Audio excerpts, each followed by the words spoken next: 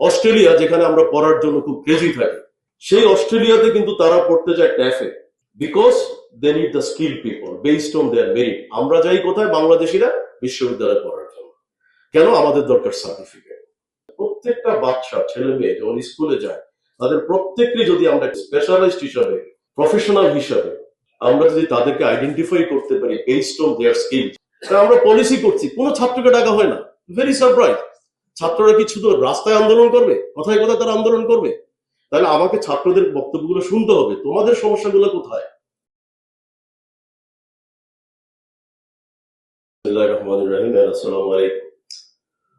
First of all, thank you very much, Bangladesh Society of Private University Academicians, for organizing such a wonderful event.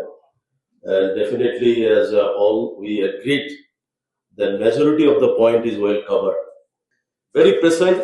আমি বাংলায় একটু বলি। First of all, আমরা আইকিউএসসি director মহোদয় যে কথাটা বলেছেন এবং আমিও তার সাথে ইকো করে বলতে চাই, যেটা আমার দীর্ঘদিন থেকে আমার এই বক্তব্য, আপনারা আমার সাথে একমত হবে, যে প্রত্যেকটা বাচ্চা ছেলে মেয়ে যখন স্কুলে যায় তাদের প্রত্যেককে যদি আমরা একটা প্রোডাক্ট হিসাবে, স্পেশালিস্ট হিসাবে, প্রফেশনাল হিসাবে আমরা যদি তাদেরকে আইডেন্টিফাই করতে পারি বেসড অন দেয়ার স্কিল, যেখানে স্বয়ং আল্লাহ পাক যিনি আমাদেরকে সৃষ্টি করেছেন তিনি কিন্তু পৃথিবীতে বারবার পবিত্র কোরআনের মাধ্যমে কিন্তু রিপিটেডলি বলেছেন, আমি অনর্থক পৃথিবীতে কাউকে সৃষ্টি করি। এটা কিন্তু আল্লাহর নিজের কমিটমেন্ট। দুর্ভাগ্য হলো সত্য, যেটা ইসরায়েলিরা ফলো করতে পারে, আমরা ফলো করতে পারি না। ওরা কিন্তু প্রতিটা বাচ্চার ডোমেইন নলেজ, তার আইডেন্টিফিকেশন, তার মেরিট, তার ইন্টারেস্ট দেখে তারা তাদেরকে কিন্তু আইডেন্টিফাই করে, তুমি কোথায় যাবা, তুমি কোন প্রফেশনে যাবা, তুমি কোন স্কিলে যাবা। অস্ট্রেলিয়া যেখানে আমরা পড়ার জন্য খুব ক্রেজি থাকি, তাই না, সেই অস্ট্রেলিয়াতে কিন্তু তারা পড়তে যায় ট্যাফে। কেন? Because they need the skill people based on their merit. আমরা যাই কোথায় বাংলাদেশিরা বিশ্ববিদ্যালয়ে পড়ার জন্য। কেন? আমাদের দরকার সার্টিফিকেট। আমাদের সবচেয়ে proud, we feel proud to get a certificate. তো সেই কারণে বলবো যে আমি যতদূর বুঝি যে যেহেতু মাধ্যমিক এবং উচ্চ মাধ্যমিকও আপনার হাতে, সো এই যে জায়গাতে আমার কাছে মনে হয় ভেরি ইজিলি আমি, যেহেতু আজকে আমরা কথা বলছি হায়ার এডুকেশন পার্সপেক্টিভে, আমি দুইটাকে কম্বিনেশন করে যেটা বলতে চাই এবং একটি উদাহরণ দিলে আমার কাছে মনে হয় যে আমার কথা ম্যাক্সিমাম শেষ হয়ে যাবে। সেটা হচ্ছে যে আমরা পলিসি নিয়ে কথা বলি, কারণ দিস ইজ ট্রু যে without policy it is impossible for this country to move forward. কিন্তু খুব হাস্যকর ব্যাপার হচ্ছে, যখন পলিসি তৈরি করা হয়, যারা পলিসির সাথে ইনভলভ থাকে তারা সবসময় চেষ্টা করে তাদের আইডিওলজিটাকে পলিসির ভিতরে ইমপ্লিমেন্ট করার। They don't like to bother anyone. তো আমি সেই উদাহরণটা দিলে আশা করি যে আজকের বক্তব্যের ম্যাক্সিমাম আমাদের কন্টেম্পোরারি থটস ক্লিয়ার হয়ে যাবে। যেহেতু প্রফেসর হান্নান সাহেব সেদিন লাকিলি আমার সাথে ছিলেন, আমরা 22 জন বাংলাদেশের টপ লেভেলে, ঢাকা বিশ্ববিদ্যালয় ভাইস চ্যান্সেলর, রাজশাহী বিশ্ববিদ্যালয়, national university, open university, all key person is invited. Former NBR chairman Mojid Sheikh, and I was very impressed to see the audience. I'm very happy. But দেখেন UGC একটা policy করবে, সবার মতামত নিচ্ছে, এবং আমার মনে হয় হান্নান ভাই উপস্থিত ছিলেন। আমি ঢুকেই বললাম যে আপনারা এত বড় একটা আয়োজন করলেন পলিসির জন্য, বিশ্ববিদ্যালয়ের একটা ড্রাফট পলিসি করবেন, আপনার একটা রেকর্ড নাই, কোন কি লিখছেন, কেউ কোনো আপনি নাই। আমি দেখলাম 2 জন কথা বলার পরে আমি পরে কিন্তু থামিয়ে দিলাম।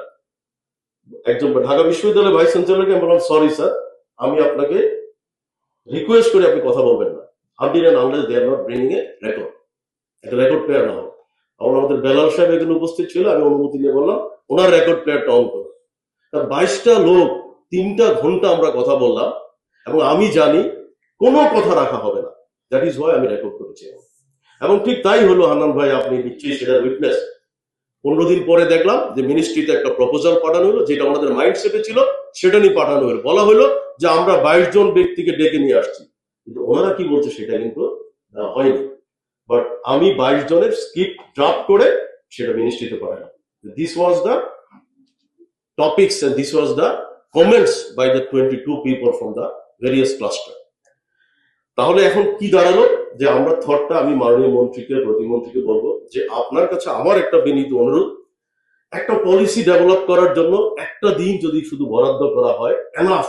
5 বছর সময় এই সরকার আছে, যদি কোনো বিপদ আপদ না হয়, আমরা আশা করি ইনশাআল্লাহ হবে না, একটা দিন যদি আপনারা বরাদ্দ রাখেন, স্টেক হোল্ডারকে ডাকেন, এবং দেখেন আব্দুল্লাহ মামুনের 3টা পয়েন্ট, পলিসিতে কিন্তু এই পয়েন্টগুলো নিয়ে কথা হয় না। তাহলে আমরা বোর্ড অফ ট্রাস্টি কোথা থেকে থাকি? আমরা এখানে বলতে চাই আপনার বক্তব্যগুলো, ওনার মতো শিক্ষকদের বক্তব্যগুলো আপনারা শুনুন, ছাত্রদেরকে ডাকুন। আমরা পলিসি করছি, কোনো ছাত্রকে ডাকা হয় না। Very surprise.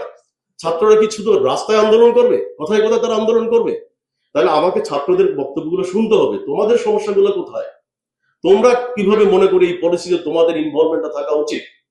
তো আমি সেই কারণে অনুরোধ করব যে আমি ইউজিসির যে উদাহরণটা দিলাম, ইউজিসির বাইরেও আমি যেহেতু এক সময় অনেক পলিসির সাথে ইনভলভ ছিলাম, কারণ আমি প্রাইম মিনিস্টার আইটি টাস্ক ফোর্সের মেম্বার থাকা অবস্থা আমি একই জিনিসই দেখেছি। আমি সমস্ত মন্ত্রীদেরকে যখন ফাইল দিয়ে বলেছি আপনি দেখেছেন, ও সরি, আমি কাউকে ছোট করতে চাই না, তখন বুঝলাম যে এগুলো দেওয়ার পরে ওনারা এগুলো জাস্ট ডাস্টবিনে ফেলে দেয়। কারণ ওনাদের মাথায় যেটা আছে, যেই জন্যই কিন্তু বাংলাদেশের শিক্ষা পলিসি কি বলা হয় খেয়াল করেন, কুদরতি কোদা পলিসি। ওয়াই? আমরা আইটি পলিসি বলি কি জেআরসি পলিসি, দুইজনই দুনিয়াতে নাই। জামিলুর রাজা চৌধুরী, তার মানে জামিলুর রাজা চৌধুরী সাহেবের কনসেপ্টটা কিন্তু যেটাতে আসছে সেটাকে বলে জেআরসি পলিসি। এটা দুর্ভাগ্য জাতি। Policy should be all stakeholder. তো সেই কারণে আমি একটু বিনীত অনুরোধ করব, আমি কথা বাড়াতে চাই না, বরং আপনার কথা শুনতে চাই। আমার দৃঢ় বিশ্বাস যে এই পয়েন্টগুলো যদি একটু যদি আপনাকে একটু যদি সিরিয়াসলি আমার কাছে মনে হয় বিবেচনা করা হয়, তাহলে আমার ধারণা যে অ্যাটলিস্ট বাংলাদেশে আগামীতে যে পলিসি পাবে সেই পলিসিটা হবে রিয়েলি এফেক্টিভ। কিন্তু এখানে আবারও রিপিট করছি যে যারা আপনার ডিসিশন মেকার বা যাদেরকে আমরা রেগুলেটরি অথরিটি বলি, তাদের ভিতরে কিছু রাগ এবং ক্ষোভ থাকে। সেই ক্ষোভগুলো তারা চেষ্টা করে পলিসি, তারপরে দেখুন পলিসি কি এত কোটি টাকা রাখতে হবে, জায়গা এটা করতে হবে। আরে বাবা, জায়গা তো ফ্যাক্টর না, পৃথিবীর কোনো দেশে জায়গা ফ্যাক্টর না। জায়গা না হলে তো কেউ পারবে না, টিকতেই পারবে না কম্পিটিশনে, আপনার সার্ভাইভাল ফর দ্য ফিটেস্ট। তো যেই কারণে আমি বলবো যে এক্স্যাক্টলি পয়েন্টগুলো কি সেটা আশা করি যে আপনি যদি এই কাজটুকু করেন, কারণ যেহেতু আমরা লাকিলি এমন একটা সরকার পেয়েছি, হ্যাঁ, কারণ আমরা যেহেতু ইতিমধ্যে প্রধানমন্ত্রী হওয়ার আগেই কথা বলার সুযোগ হয়েছে, আমরা দেখেছি কোয়াইট ওপেন, বলার সাথে সাথেই বললাম আমাকে একটু পলিসিটা দিবেন, আমরা বলছি আগে সিলেকশন শেষ হোক। তো এই জন্য বলবো যে এই মাইন্ডনেস বা এই পজিটিভ মাইন্ডের লোক কিন্তু হয়তো আমরা আগামী তার পাবো না। আর যদি আমরা না করতে পারি, জনগণও সম্ভবত কিন্তু এই ধরনের সিদ্ধান্ত বা গণতান্ত্রিক ভাবে ভোট দেওয়াটা কিন্তু আগামীতে তারা হয়তো বা স্বাচ্ছন্দ্য বোধ করবে। সবাইকে ধন্যবাদ। আসসালামু আলাইকুম।